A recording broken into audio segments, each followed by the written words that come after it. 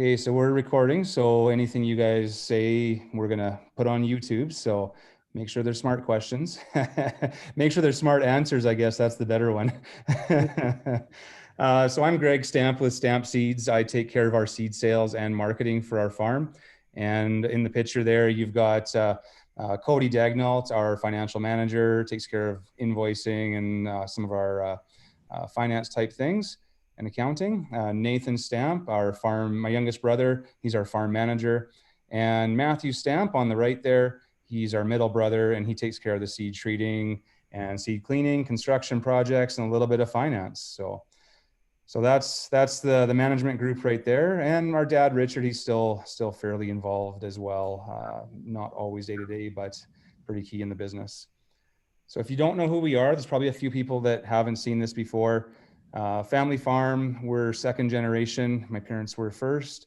Over 35 years now growing seed, and fairly busy. Seed moves pretty far these days, so goes across Canada, but mainly within 2 hours of our farm. And a SeedNet member, which is kind of cool, a little bit of vertical integration in the seed business. We're one of the founding members of that seed company. And this year we reached 9,000 acres of pedigreed seed production that we would sell through our business. So what we're going to do tonight, I'm going to present a few slides on growth regulators, kind of where we use them, how we use them. And then Jamie Stringam from Belchim, I always say it wrong. He's going to talk about some of his research, some of his data that their company has on how to use manipulators best on their with their products. So about a year ago, I did a presentation like this and has sent it out on Twitter. You know, are you guys using PGRs? What do you see? Where do you see it on your farm? And generally, people had some good pictures and some good response and some love for PGRs. So this picture on the right here, that's actually a barley field.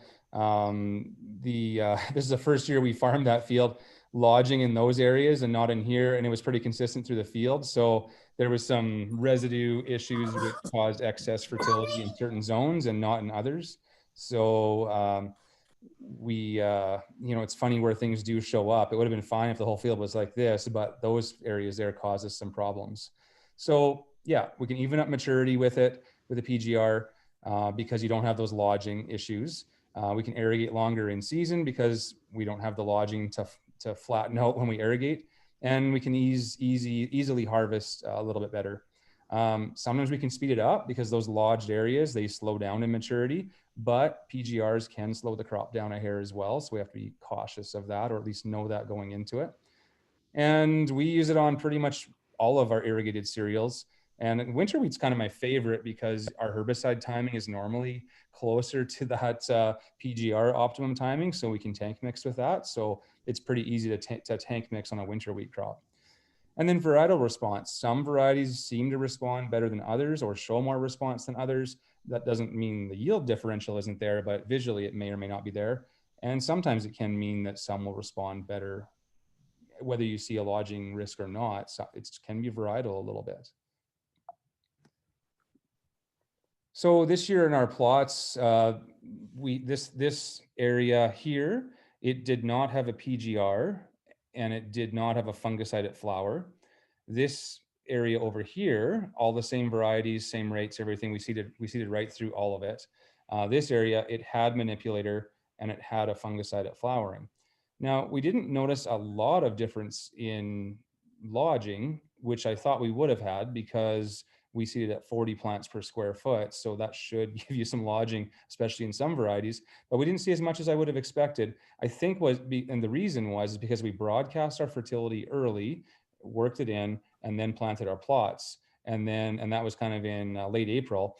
And then we had rain in June, which I think leached the fertility down lower, and that caused us to not see the full impact of the lodging. Height-wise, we were probably 2 inches shorter on the manipulator applied plots versus the non-manipulator applied plots. And yield-wise, Now we did do a combination of things, like it was a fungicide and a manipulator, but we did see yield advantages from that. Now here we've got a red berry wheat plot. Standability was pretty good on that, but my seeding rate was a little lower there, so we don't have as much lodging pressure there. I think the red berry line in this one was, I think that was the red berry in my plots. And then here we got barley. That one laid down a little bit. It's more of a dryland barley that's up and coming. And that one had, I believe, manipulator at the 1 liter rate on that barley, whereas this was this was at 0.7 of a liter per acre. There's my plots. Yeah, you can see there's that red berry, a little bit of lodging there, but it stood up pretty darn good. It seems like red berry responds actually really well to PGRs and seems to pump out the yield when you do that PGR and that fungicide. So here it shows you some of the differences. You know, the light blue was no PGR and no fungicide, and the dark blue was PGR and fungicide. So some of them really responded quite a bit. Some of them, it was almost a negative or very little relationship to the PGR fungicide. And other ones, it was a massive difference. Like on this red berry, it's like it really responded well. And I think that's why we've been able to get such big yields out of red berry on irrigation, because we're throwing that fungicide and that growth regulator at it, whereas some farmers are not doing that. Maybe they don't see as big a response on that variety. So seems to be it seems to respond better than we might have thought. Now, keep in mind, this is just side by side, a farmer doing side by side trials. I'm not a scientist, so it is what it is. And then plant stands. So when you go with that higher plant stand, what we're trying to do there, like that 40 plants, tighten up the flowering window. We don't want those tillers, and then we can get that crop maturing faster, but you can also get more lodging. So that's where the PGR is more and more valuable. So I want that higher plant population. And I think that it does give you additional yield. Our plots did show that this year as well, but it does tighten up that flowering window for fungicide timing. But then you might need the PGR's help if you're going that high with that 40 plants versus someone doing, say, 25 or 30 plants as a target. So challenges, tank mixing. You know, we used to use a bit of ethyl, but we kind of went away from it because it interfered with the timeline was quite narrow. You had like a 2 to 3 day window at flag leaf, and if you were too late, it was you could hurt your crop, and if you went too early, you could shoot at some tillers. And then we were irrigating and trying to fill that crop up with water, and they're trying to spray it at the same time. So it was just a no-go. It just caused too much issues for irrigation timing. So we went with to manipulator on most of our cereal acres, and yeah, we've tank mixed quite a bit. So we've done some axial and barricade and manipulator, and we've done some axial and stellar and manipulator with good results. You know, do we? If I could go manipulator on its own, I probably would, or just with a broadleaf, just to be a little bit less risk of deactivating anything in the tank. But I've done it with all three with good results. So just, you know, Jamie will have more information, I'm sure, on that, on any tank mixing in his presentation. And yeah, timing, that 5 to 6 leaf stage, typically there's a lot of time to do an application at that time. So the timing works really well and spreads out some of the risk. Now, can you delay a herbicide to that 4 to 5 leaf stage? Maybe not. We've went at about that 4 leaf stage and still had pretty good results, but maybe that's not optimum with something like manipulator. But we have gone at that 4 leaf stage, 5 leaf stage a little early and had pretty good results. Timing issues, yeah, the ethereal, I talked about that. And delayed maturity, it's possible that, and Jamie can talk about that in his presentation, it's possible that you could delay maturity a day or two.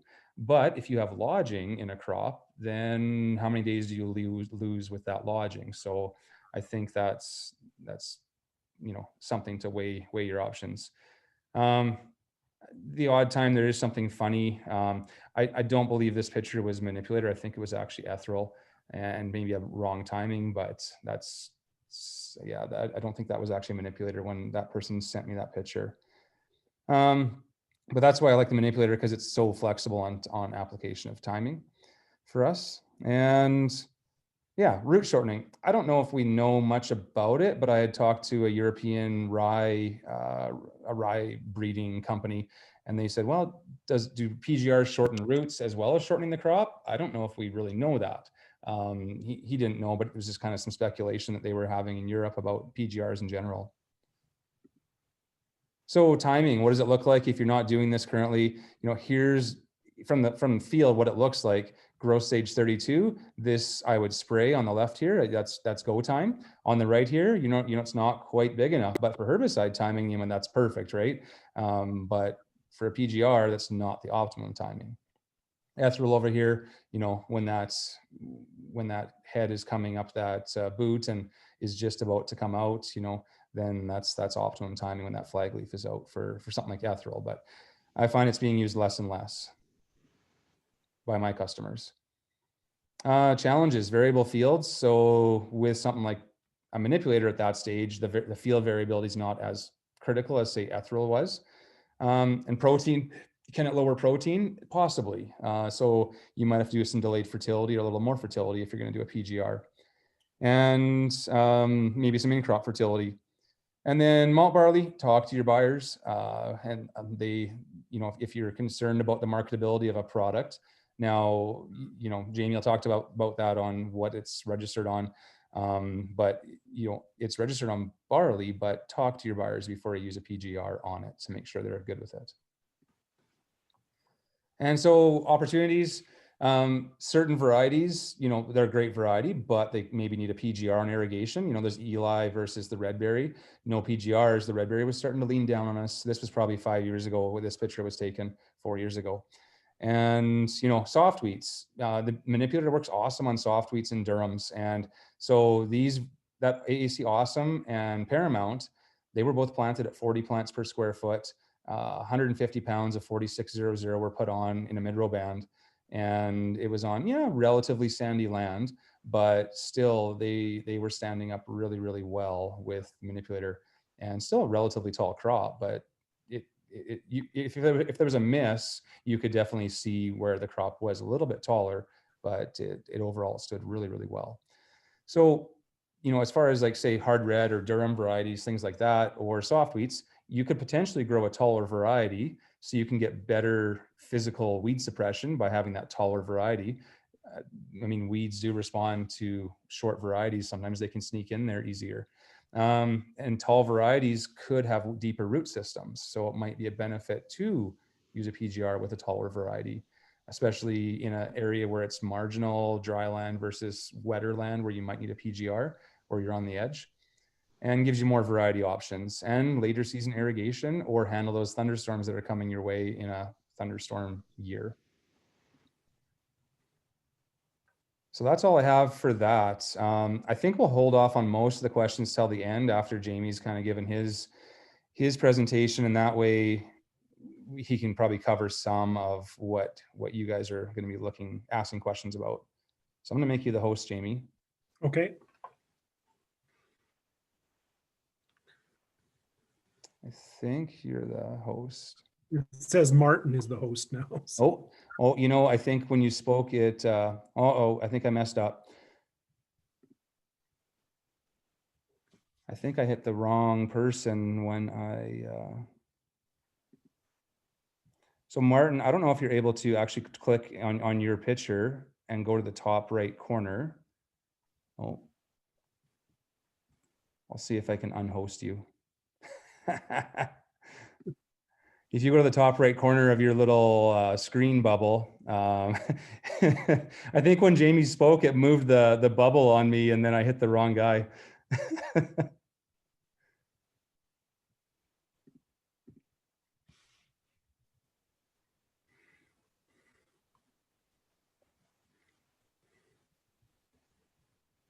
Yeah, sorry about that, Martin. I think if you put the three little blue dots in the top right corner of your screen, you should be able to click make either Greg or Jamie Stringam the host, or send the host back.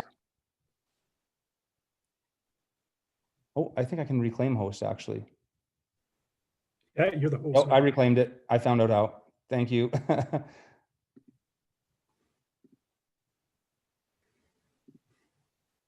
Okay. Okay, now you're the host, Jamie. Okay, let me just share.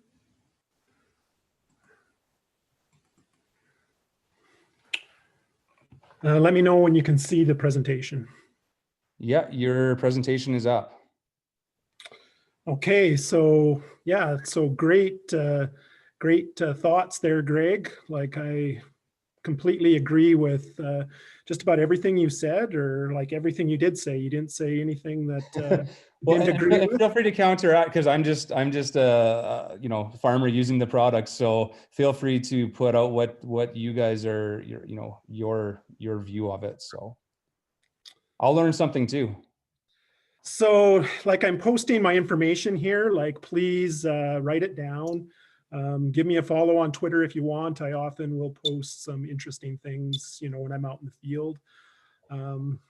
So the goal of my presentation today, there might be some people that have used Manipulator in the past or used PGRs. I kind of put the presentation together just to go over in general how it works, what you can expect from it, and just some of our latest research information and results from some trials. So I think you'll enjoy the presentation. Save your questions, write them down till the end. If you're too shy to ask them in person, like email them, phone me, anything you want.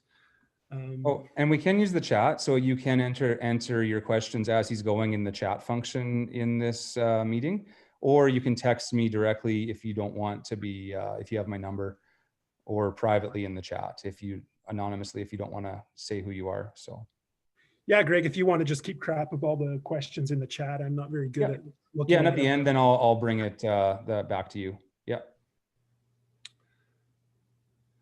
So like I said, I'd love to hear from you. If you want to use some manipulator, I'd love to come to your field and check out how it's working. Oftentimes our sales reps from the retails, when we can really see the results from manipulator, they're busy selling desiccants and, trying to finish off on fungicide season. So they often don't have time to come out and pull plants and see exactly what you're doing. So I'll just mention it now. If I don't mention it later, that, if you decide to use some manipulator, please give me a call and I'll be happy to come out and look at your field and give you my 2 cents on how things are going. So first off, I just, talking about plant growth regulators. So plant growth regulators are used in a variety of crops worldwide and to modify the growth of a plant. So PGRs benefit production by modifying the balance of plant hormones. Oh, gee.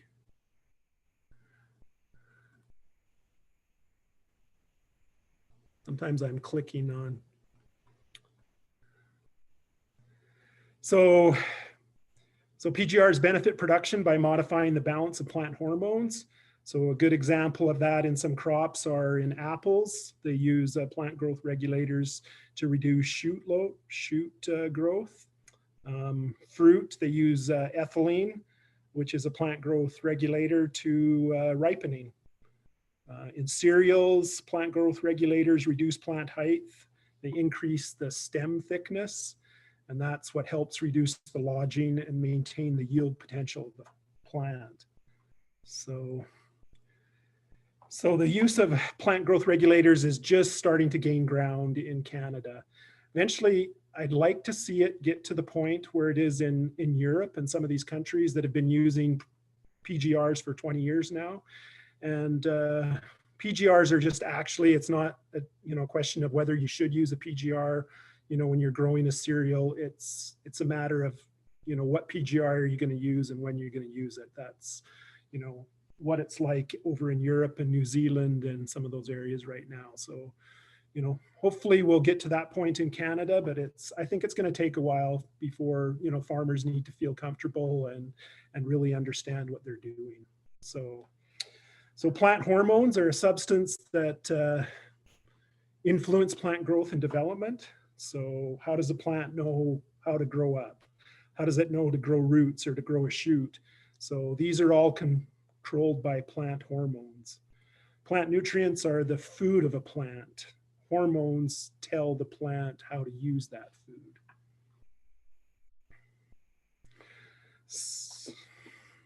So if you look at this slide, just, you know, an example of a plant hormone, like on that picture on the right are, you know, an auxin are a plant hormone, cytokinins and gibberellins. So that picture on the right is a good example. Auxins will move away from the light. So they'll concentrate on the left-hand side of that shoot there. And by concentrating on the left-hand side of the shoot, they actually, they cause the plant to grow more on that side, which is actually growing towards the light. So that's just a little example of how they work.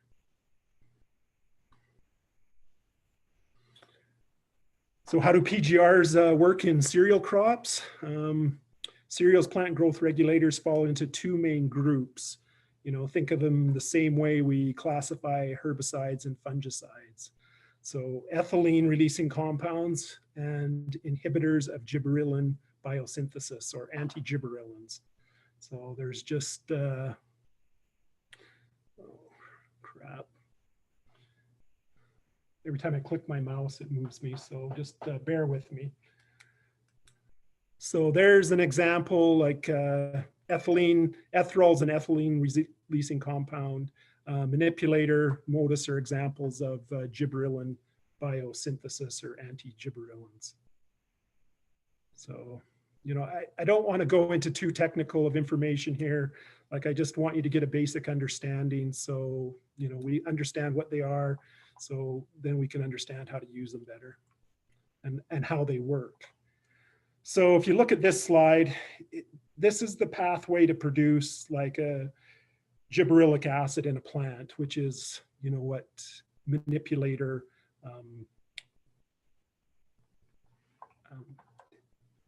prevents from forming. So Manipulator works very early on in the plant biosynthesis pathway. There's like 10 steps from the plant uses to fully produce a gibberellic acid. So Manipulator works very early on. An example of modus works very late on. So in that process. So, you know, as a subsequent result, something like trinexapac ethyl, which is modus, is very fast acting. It's got a very short residual activity, where chlormequat, which is Manipulator, is very slow acting, and it's a very long residual activity. So like Greg was saying, that's why we have such a wide window of application. So you could spray anywhere from the 2-leaf clear up to flag. There's a little bit of efficacy issues. So, you know, we'll talk about that in a minute. So just a little bit before we start getting into, you know, some of the specific, you know, results from Manipulator or what you can expect in the field or how to use it. I put up some questions here to try and get some interaction from everybody that's online here, just to get you to think about. And so think about these questions.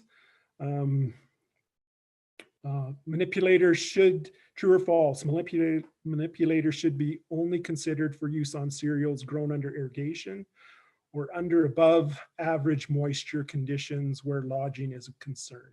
So I don't want you to tell me an answer right now, but think in your mind what you think that is true or false, and then we'll circle back later.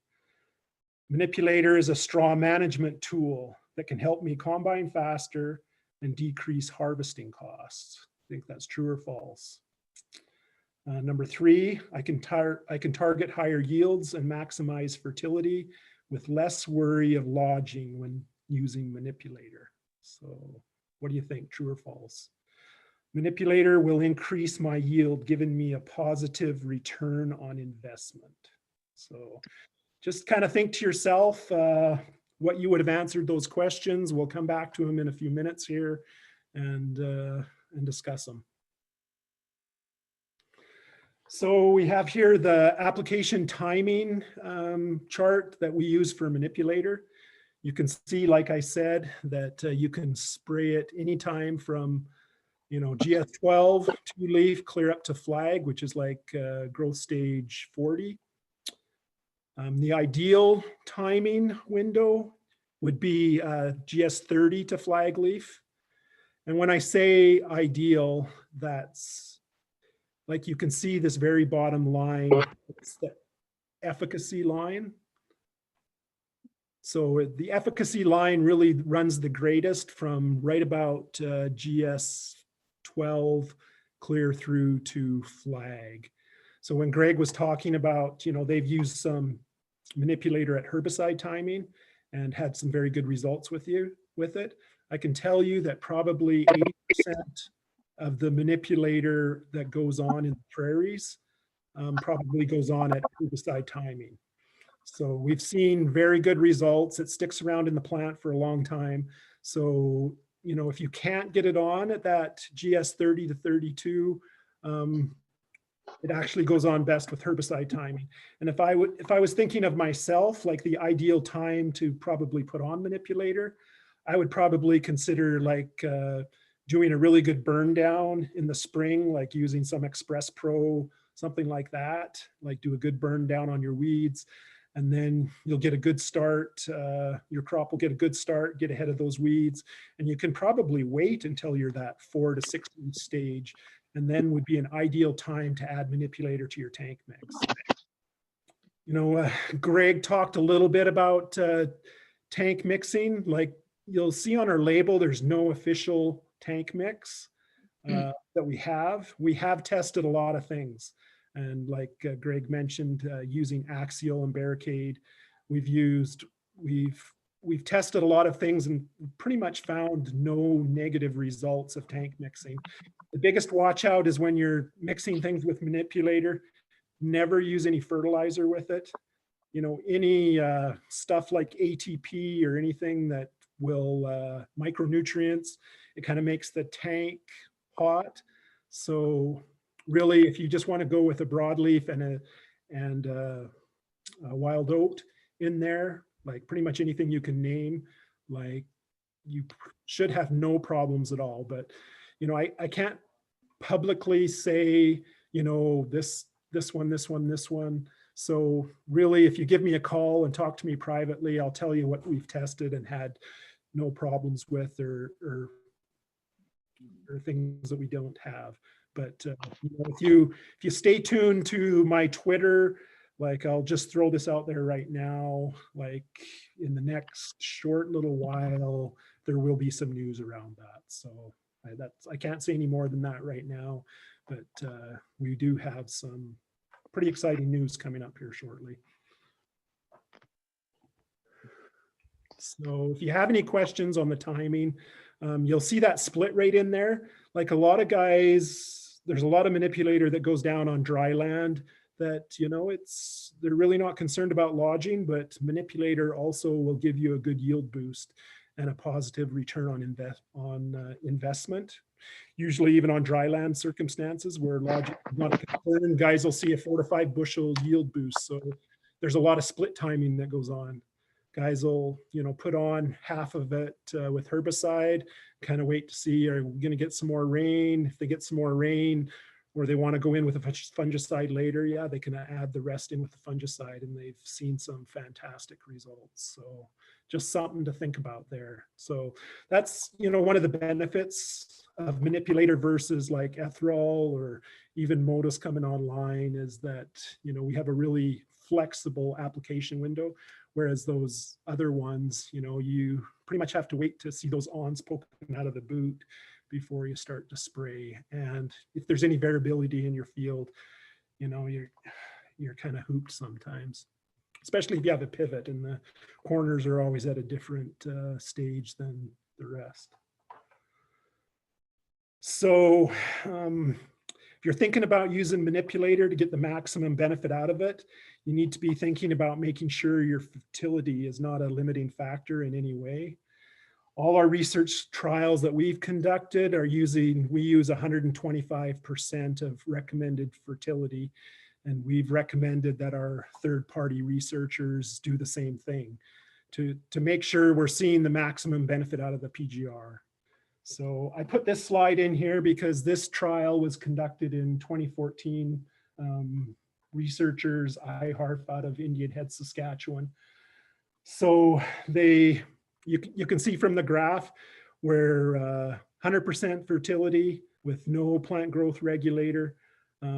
That was the height, 108 centimeters, 74 bushels per acre. So at 100% fertility with the PGR applied, manipulator applied, the growth went down to 89 centimeters, so a good reduction in height there, and 75 bushels per acre. So we did see a tiny bit of a bushel yield increase. But when they maximize their fertility, that it's not a limiting factor, you know, we still got a good reduction in growth, but that yield bumped up to 84 bushels per acre. So, you know, almost 10 bushels more. So if you can see that by making sure your fertility is there and it's not going to be a limiting factor, that gives your plant growth regulator the best opportunity to maximize the return you're going to see from it. I put this slide up to show the difference in wheat using a very aggressive fertility and a fungicide, both with and without manipulator. So this was done by Ferndale Seed Farms. I just have to move something here. So pretty aggressive fertilizer, 147, 50, 21. Fungicide, Presario XTR, so premium fungicide. And you can see the differences on some of the varieties here. Landmark, a little bit of a bushel increase, kind of the same as I think what Greg's seen there. And actually the next slide, Greg, I have of some of your stuff that you had from this year. So I wanted to show it. You guys used the PGR with the fungicide, and I wanted you to see by showing this slide that when the fungicide and was included in with the check, you were still seeing a pretty significant yield boost on varieties like Viewfield. There's like 4 bushels there. Brandon, there's 5 bushels there. Warman, there's 10 bushels there. Magnet, it's saying we shouldn't use that because it had a different pound seeding rate, so we'll discard that. But some pretty significant results of, you know, you can expect a pretty good yield boost on some varieties. And like I'll just show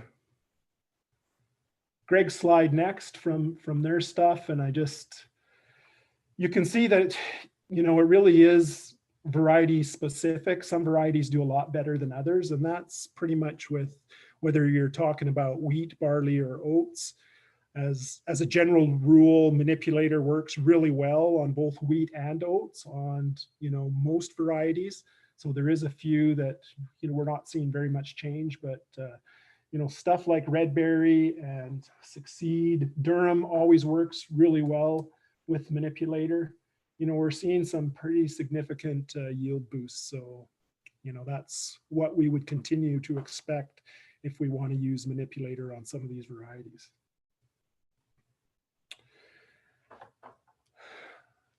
You know, when manipulator was first registered in Canada for wheat, there was a very specific window of application that we found, and we basically took that from Europe. But Europe, they're 200 growth days for their wheat, so that was GS 30 to 32, and that's, you know, probably when we see 100% efficacy. But after so many guys, you know, we were trying it under different scenarios, and we knew there was a wide window of application. But we found that guys that were putting it on with herbicide were probably seeing, you know, 97% of what guys were seeing by, you know, waiting till that GS 32. So, you know, don't think that, you know, if you have to put it on at herbicide or you want to go in a little bit early, that you're going to see, you know, your results are going to be impacted significantly, because they really won't. Like, that's what we've seen after like 7-8 years of manipulator use in Canada. So that's why on the label we kind of evolved to a flex rate. And so basically farmers started using it, and we started doing some research saying, okay, you know, what if we don't have quite the moisture, or our fertility might have leached a little bit, like Greg said, or, You know, we've got a different soil zone that's not ideal. You know, can I use a plant growth regulator and still expect some pretty good results? So guys started putting it on a lower rate, and this is what we started seeing. So we did some trialing on it, and you can see from some of the wheat varieties and durum varieties that we have here, like the light blue is at 0.5 liter per acre, and the dark blue is at full rate, 0.73 or 14 gallons per jug. So you can see that, you know, there's a gradual decrease in results. So, you know, you can still, if you're thinking you might want to get a little bit of a benefit of reducing your crop, but you don't have irrigation, you're not worried so much about lodging, but you want to see some impact, you could go in at a lower rate. And a lot of people are starting to do that. So we do have that flexibility of a flex rate as well. I put this slide in to illustrate that you can see great results with Manipulator even in dry conditions.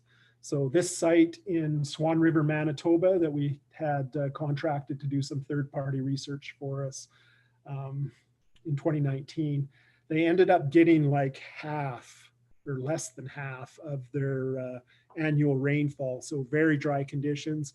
Usually they would expect like 80 bushels or more on their wheat. But so they had very, very dry conditions compared to what they were used to. But still on their untreated check, like 58 centimeters tall, 54 bushels per acre. You know, the stuff that was treated with 0.5 liters of Manipulator, it took it down to 53 centimeters, and it bumped the yield up 2 bushels per acre. And then the full rate, it took it down a couple more centimeters, but it bumped it up to another 2 bushels to 58 bushels. So even under dryland conditions, like we've seen guys that have used it, not so much in southern Alberta here, but Saskatchewan, Manitoba, under dryland, like guys are seeing a positive return on investment, you know, over and above a couple bushels per acre, over and above what it costs to put it on. So, you know, they are seeing some good results. So, you know, if there's one mindset I would be trying to change in southern Alberta where we are, is a lot of guys just think, you know, I don't have irrigation, I don't need to try a Manipulator, but that's really not true. Like, you know, you will see a positive return on investment if you spray it on your dry land, even under a dry year. So, you know, it's not to say if we're under drought, I certainly wouldn't use it, but if it's just a normal dry, little bit dry year, you're going to see a return on investment by using plant growth regulator like Manipulator.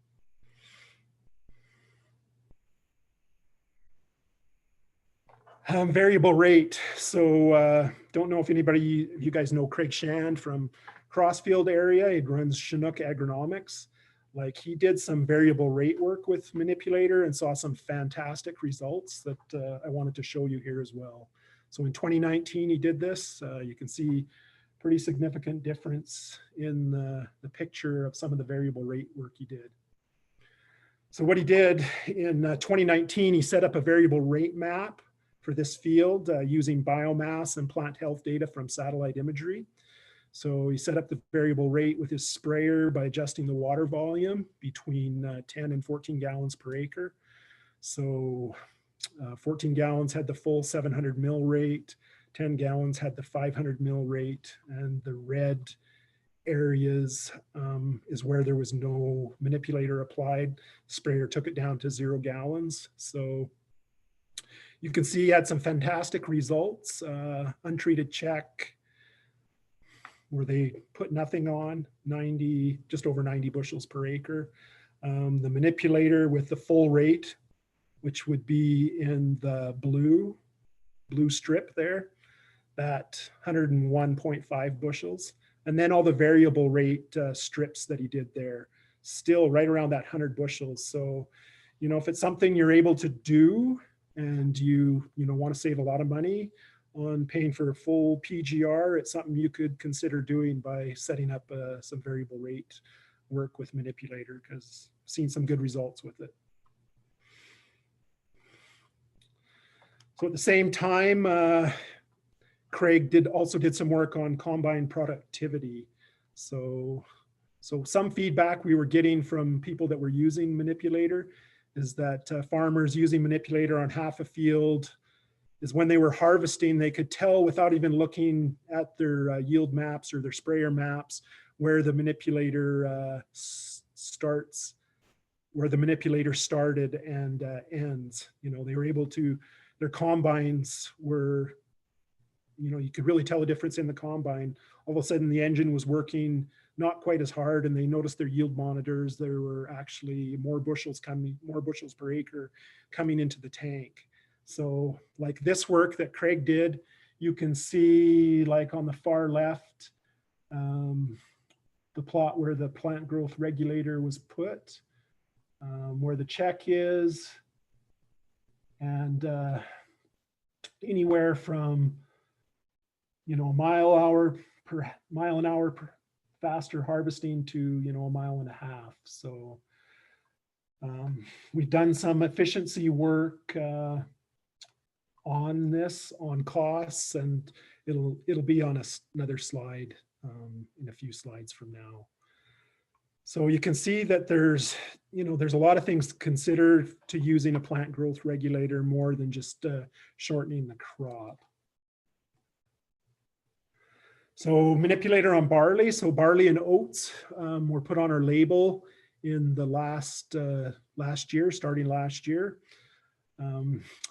Like actually the picture I have here in this slide is actually a pivot of Cadillac barley up in the Gem area, I believe. Got it from a sales guy at a retail up there in that area. So the picture, yeah, shows where the check, you can see it pretty good. So research completed on PGRs on barley indicate it's highly variable and very variety specific. So, you know, we've seen some good results on some varieties of barley, others, you know, not so much. Sherry Stridehorse used to be with Alberta Ag, is with the University of Alberta. She's done a lot of work on Manipulator on both barley, wheat, and oats. Some of varieties, you know, we've seen work well. Feed varieties, 7% height reduction on Ostison. So pretty good height reduction there, comparable to some varieties of wheat and oats that we've seen. Some, you know, I've personally seen some fields of Oriana, some Conlin, and some Cadillac that were Manipulator was on last year, and pretty good results on all of those. Really with barley, there's more variety specific research that needs to be done, because really, like if you go by what they say in Europe, and you know, you just can't expect the same results on barley that you see on wheat and oats with the plant growth regulator in general. So I know that's probably not what some guys are wanting to hear, and I think there's some people out there that think, you know that barley, you know, we're hoping some good results for malting barley, but you know, really nothing works very well at all. Like Modus coming out, it's going to work better than Manipulator on some stuff. Manipulator is going to work better on some barley varieties than Modus. So I know that's not what some guys are wanting to hear, but that's probably how it's going to be. But we're continuing to do research on barley. Variety specific, like some of the malt varieties you can see from my graph. Copeland, 4% height reduction, Synergy, 3%.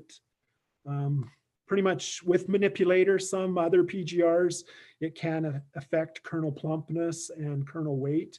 We haven't seen any of that with Manipulator. What we have seen with Manipulator that some of the other PGRs haven't seen, we've seen some actually yield increases as well, where some of the other PGRs on barley, they might see a little bit more of a height reduction, but there's no yield increase. So it's something that you're going to have to really gauge and weigh, you know, what are my risks for lodging? You know, do I want a yield increase? You know, when you decide what PGR you're going to use. So this is some of the work Alberta Ag or Sherry Stridehorse did on wheat, barley, and oats. Some of the information is the same as on the last slide, but you know, Sherry Stridehorse, she came out and said that Manipulator is better on wheat and oats than it is on barley. But at the same time, we still, why I still stick to the variety on barley is, you know, we've seen a 7% height reduction in Ostison, which is, you know, pretty much what we've seen for some of the wheats, or she saw for wheats with Eli or Stettler or some things like that. So oats work very well on Manipulator. There's not a lot of oats in Alberta, probably, you know, under 10,000 acres of dry land and maybe a couple of thousand acres of irrigated. So it's not really something we see a lot of in Alberta, but Saskatchewan and Manitoba have a lot of milling oats. So, and like Greg said, like under the Keep It Clean program, we have a complete green light for wheat and oats. Barley has a caution, which basically means contact your maltster to see if they're okay with any plant growth regulator. So it all depends on their contract. Last year, some said it was okay, some didn't say it was okay. We've been working with some of the malt companies, and you know, hopefully we'll have some announcements made here in the near future. You might see that yellow go to a green. So it's got a lot to do with the end users and where they ship their finished product and how those companies or those countries see our maximum residue limits. So let's circle back to some of the Manipulator true or false that we were talking about. So Manipulator true or false, Manipulator should only be considered for use on cereals grown under irrigation or under above average moisture conditions where lodging is a concern.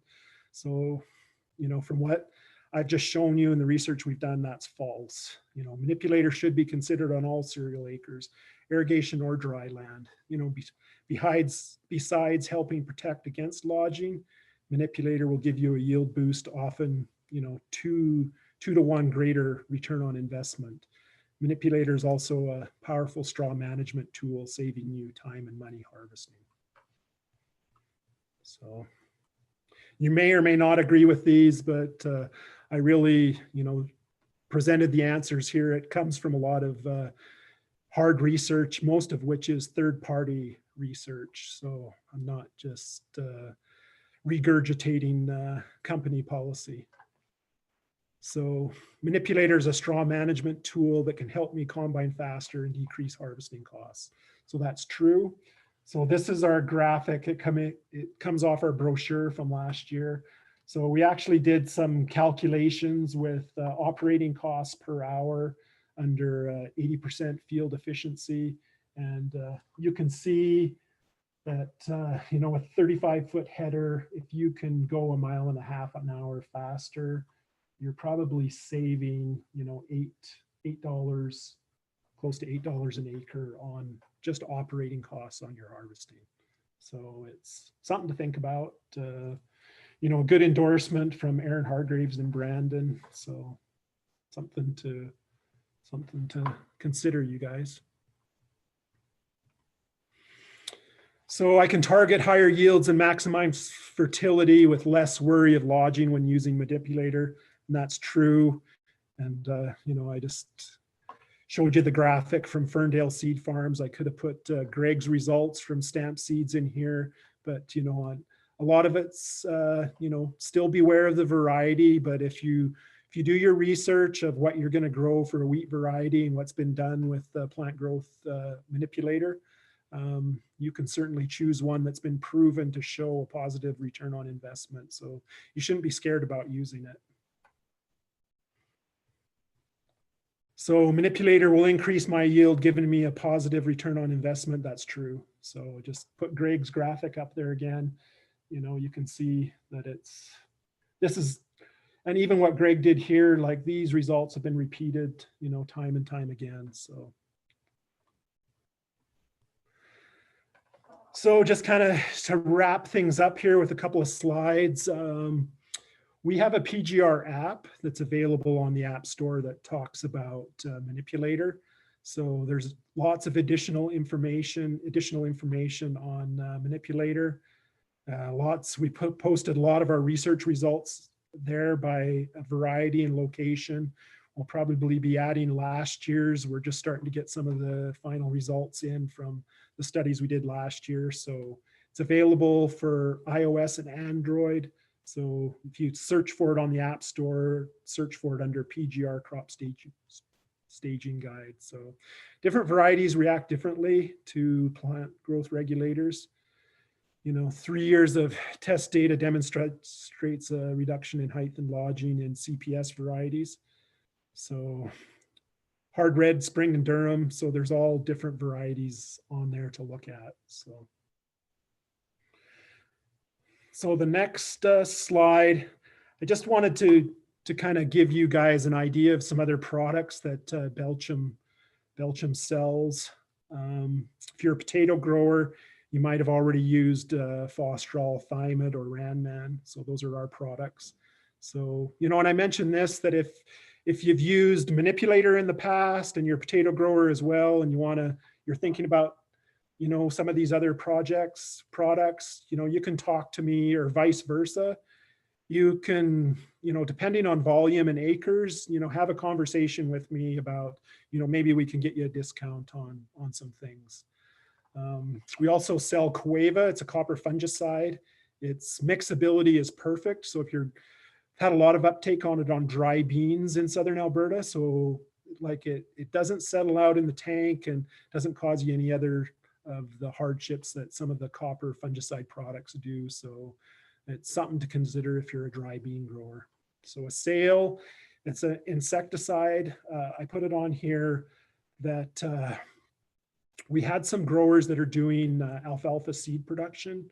Like there's a lot of resistance in Southern Alberta, especially for alfalfa weevil larvae are resistant to both Matador and Desis. So a lot of guys will spray it at 2 or 3 times the rate and it's not even touching them.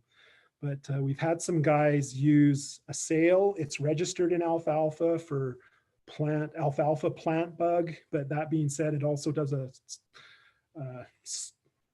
great job on those alfalfa weevil larvae, and it gives some residual there as well. So we are offering a special program, a rebate directly to growers if they want to use some sale on seed alfalfa acres. So just something to consider.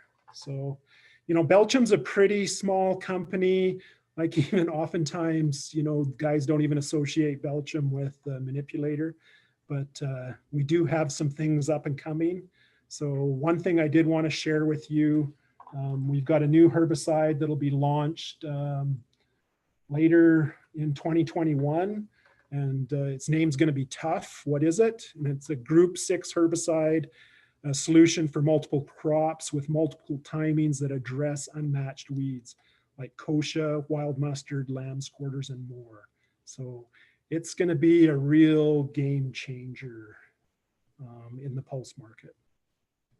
It's going to first be registered on chickpeas. We'll have some trials here in Southern Alberta on chickpeas, on mint, and on corn.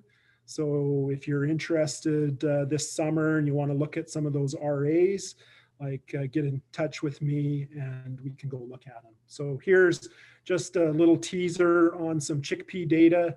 So on kochia, and this is even like most of the kochia in Southern Alberta on the prairies is already, you can assume it's Roundup and Group 2 resistant. So it's going to be a game changer for kochia. Like a single application, you get 94% control. Dual mode, you'll be able to tank mix it with metribuzin, almost 100% control. Same with wild mustard, really good single mode control, really good with lamb's quarters as well. So we've got a lot of pulse guys that are really excited about this coming. So little teaser, there'll be more, you'll hear about it more later on in the summer. So I'm just gonna go back up here to my information. But if you missed it, you can write it down, but that's all I have, Greg. Questions? Okay, yeah, I wrote a few questions down myself, and there was a few in the chat there. I guess one on the market acceptance, end user acceptance. So is there specific companies that are yes, or specific companies that are no for, say, Manipulator on malt barley? And would it impact the Chinese malt market, say for export, by the elevators are buying for, you know, that fair average quality malt for China, or, you know, the Japanese market? Any comments there, Jamie? All I can say is what I heard from guys that were using Manipulator. Like I had some guys that used Manipulator on some malt last year from, you know, they got permission from Canada Malt and they said it was okay. But then, you know, I also heard from other guys that had contracts with Canada Malt where Canada Malt told them no. So what I'm assuming is happening, that, you know, they're contracting different, you know, different malt acres for different end products that, you know, either, you know, if it's within North America, the MRLs have already been established for, you know, barley in both Canada and United States. So there's no worry there about, you know, any beer they're making for Canada or United States. But if it's going to Japan, like, I think that's a different story. So, and one is, if you're thinking about using it this summer and you are growing a malt variety, talk to anyone you may be selling it to, an elevator, a maltster, before you use it, basically. Yeah, like, you know, if you're growing it on speculation without contract, like, yeah, that's something to consider. I'd consider asking anybody who you might be selling it to, okay, are you going to accept a PGR? So, yeah. You know, I don't know. What do you think with, you know, over $6 barley now for feed? Will anybody be growing malt barley or? Oh, I mean, the maltsters are going to have to be aggressive to get those acres, or have a really good relationship, and, you know, say, well, you know, feed will come down and malt's going to stay high at some point. So Yeah, it'll be a bit of a, yeah, the feed market is going to be pretty aggressive on eating up acres, I think. So. Well, like, you know, some of the varieties that I saw under pivot, they were getting 170 bushels per acre, like incredible yields. So Yeah, no, the malt market's gonna have to be aggressive to maintain acres, and I'm even wearing my Drink Barley T-shirt actually from Alberta Barley Commission, so I came dressed for the night actually. awesome. Another comment on barley. So with barley, so even though the stem is maybe shortening a couple centimeters, Jamie, but maybe the effect of shortening is not huge, will you still see a better lodging resistance, even if you don't see much shortening in barley? Yeah, you will see it's better than not using anything at all.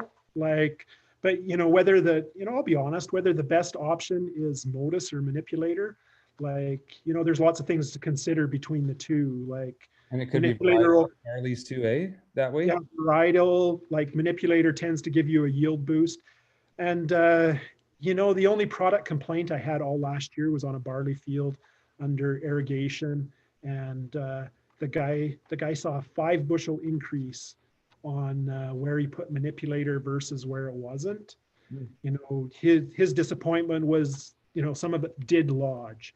He had a rain event where he got an inch of rain in like 15 minutes. Mm. So it's, Well, you know, we usually nothing's really going to protect against that. But, you know, the thing of it is, we cut some stems, we pulled some plants. We didn't really see a height reduction. We did see thicker stems in that variety. So, you know, and Modus, they've kind of seen the same thing. So, you know, I'm not going to speak to it. I'm not an expert on Modus. So I just want to talk about Manipulator and what we've seen. So, you know, I think it is a good option on stuff, on varieties like Ostison and Cadillac, and, you know, even some Oriana, where we've seen some, you know, good Conlin, where we've seen some good test results using Manipulator. So, but just the watch out, like, I'm just going to reiterate the watch out I said there, like, don't expect the same results on barley that you tend to see on wheat and oats, because it doesn't matter what you use, it's just not going to be the same. Yeah, we used the 1 liter rate on our Cadillac barley this year and still saw some lodging, but we were pushing fertility and yield and everything on it. So it's not to be unexpected no matter what we were doing there. Another question, is there a pre-harvest interval that would impact whether you were cutting something for silage in wheat or barley? Uh, There is not. There used to be, but we had that actually taken off the label. We did some testing and we had that taken off the label last year. So okay, there's so no no pre. pre-harvest interval for silage. Okay. Another question. So he's got a field that's, got manure on it. So feedlot kind of country, wheat or barley, or sorry, wheat for grain. So he's going to grow wheat for grain on that field. Any recommendations other than, use that 0.7 of a liter per acre, or could he up his rate or on wheat? I probably wouldn't up my rate, but I would probably go in at 0.7 liter an acre, do it, a little bit earlier than, give it a chance to start working earlier. And then, honestly, if he's still seeing some, with that high of fertility on manure, it can be really hot. Like he might want to consider after using manipulator, I would put it in on my herbicide timing and then maybe go in with some ethyl when he sees the awns poking out of the boot. That's going to be his maximum that he could do to help him. Depends on the variety too. Like if he's growing a variety, I would suggest he grow a variety that we see really good results by using manipulator, like a red berry or something like that. So. Yeah, and so what if at herbicide timing, normal timing, that 4 leaf or whatever, 3 to 4, do 0.5 of manipulator and then come in at that 6, 7 leaf stage and do 0.5 again, or is there no benefit to doing something like that? But you could do that, but you could do that, and that you I'm sure you'd see a benefit. Like, if you wanted to push it a little bit, like I don't think he's going to see that much of a benefit going, over the label rate. But if you split it up, you could go as high as 0.5. And this is just my speculation.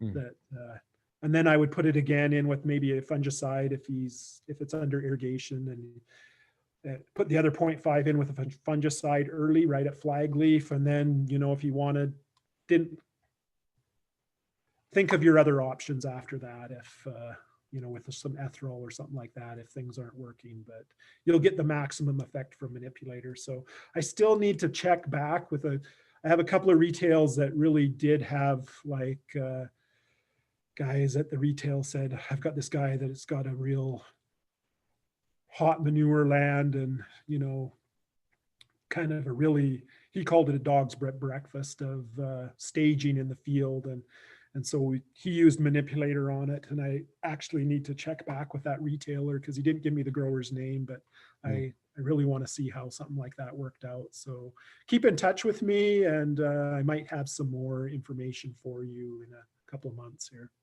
Another question similar was, so a different farmer, if he was to split application of manipulator, what rate would you suggest if he wants to do a split app? So what timing and what rates would you suggest, Jamie, if he wants to do 2 apps of manipulator? I would just split it right down the middle. Do half, 350 mils at herbicide, and then do 350 mils when he wants to put on a fungicide, or right at that just before flag leaf. So. Okay, so silage. Have you had anyone do anything with silage and PGRs? Like, so if we're able to keep a silage crop of any kind standing longer, obviously we can gain some tonnage if you can keep it standing. But if it's going to stand anyways, is manipulator going to have a decrease in yield if you shorten that crop, or do you just get more heads, so you get your yield equal or better anyways?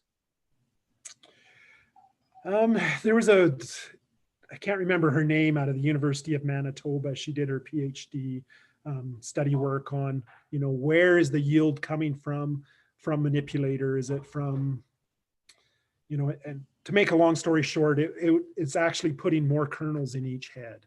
So under that kind of, if that's really true, I would expect, more kernels to be forming in the head of the silage if you use manipulator.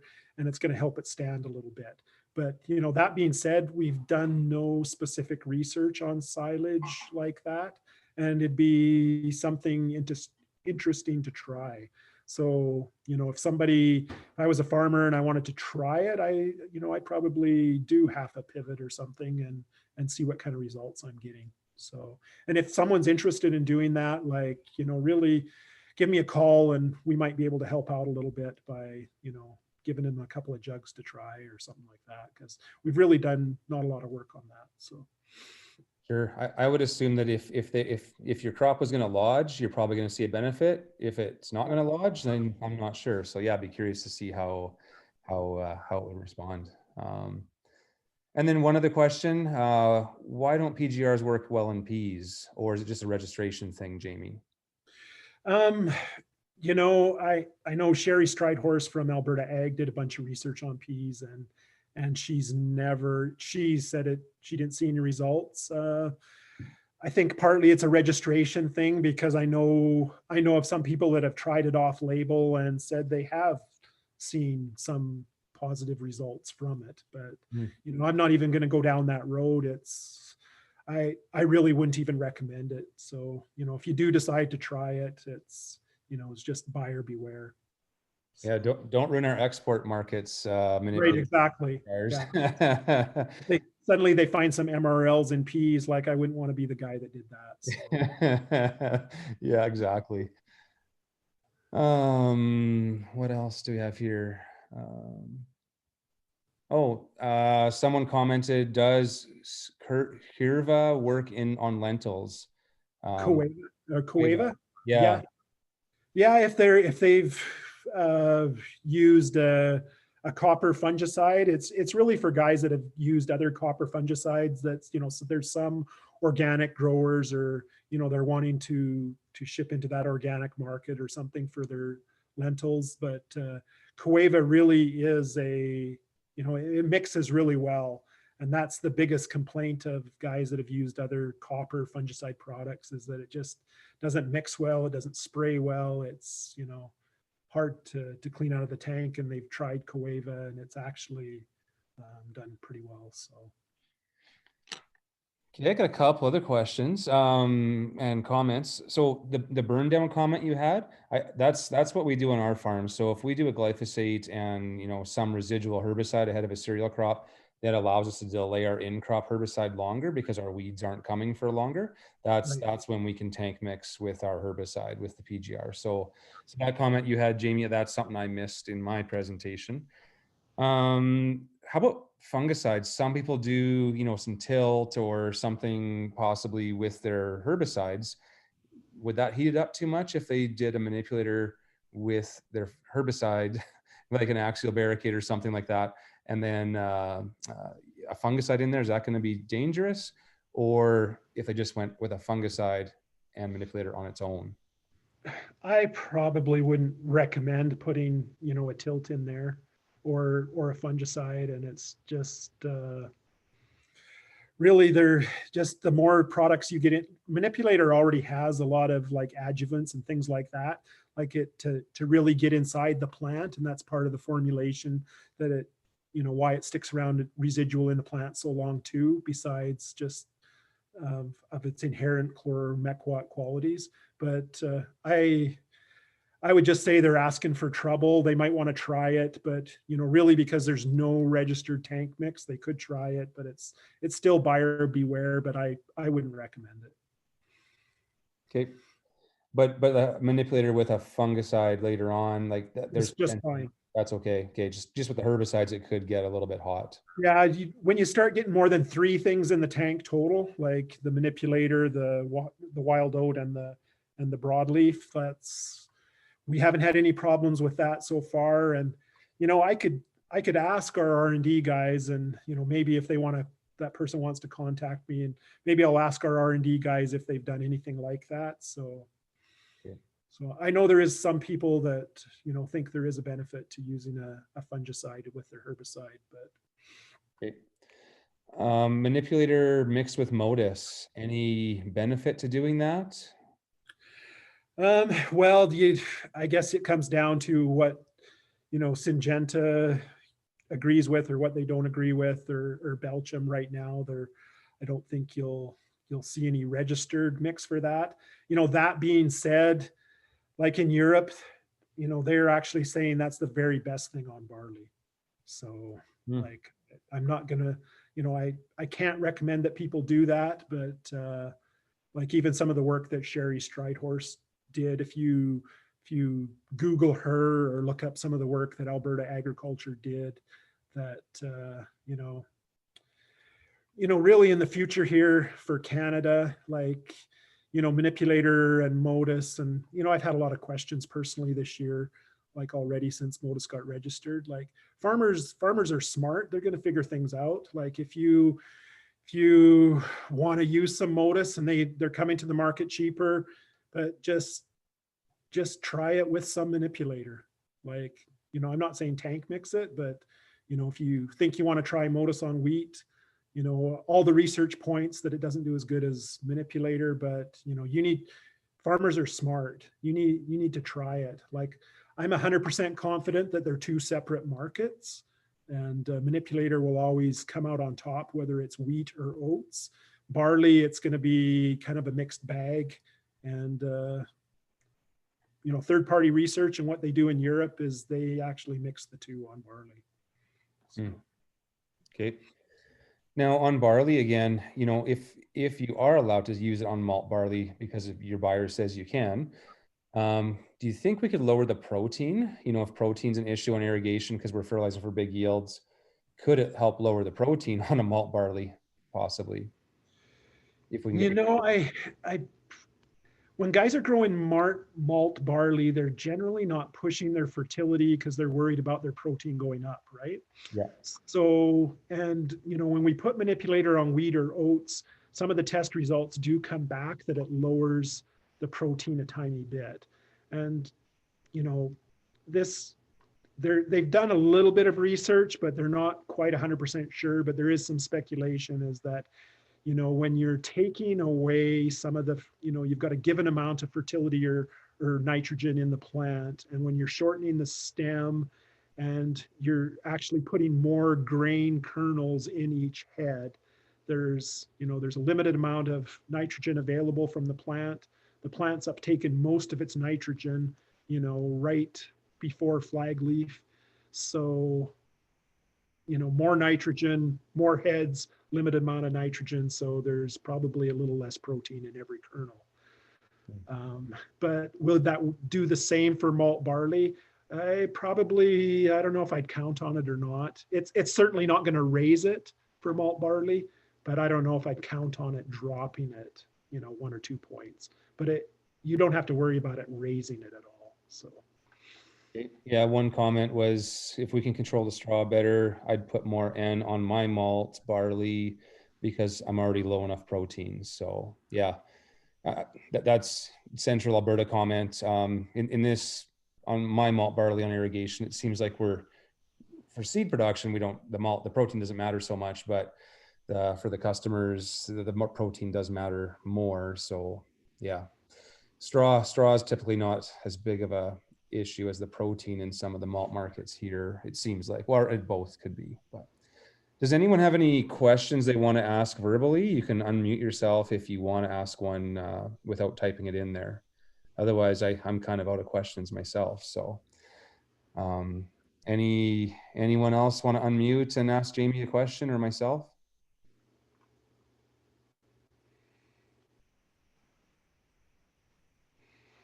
Well, hearing none. Any final comments, Jamie? No, I just really appreciate you letting me do this and inviting me to do this, Greg. Like it's great. You guys have been great supporters of Manipulator, and it shows by your research that you've done. Got some fantastic results. So thank you, everybody. And I'll just, anybody has any questions for me privately or anything like that, like get in touch with me. So thank you. Thanks so much for joining us, Jamie. It's always nice to have someone who's focused on that subject matter to give us some insights. So much appreciated. And this will be posted on YouTube if you want to share it with or go look at it later or share it with someone else. I'll have it up there probably by tomorrow. And thanks so much for joining us, and happy organizing your seed needs for the coming year. Thanks for coming. Okay, thank you.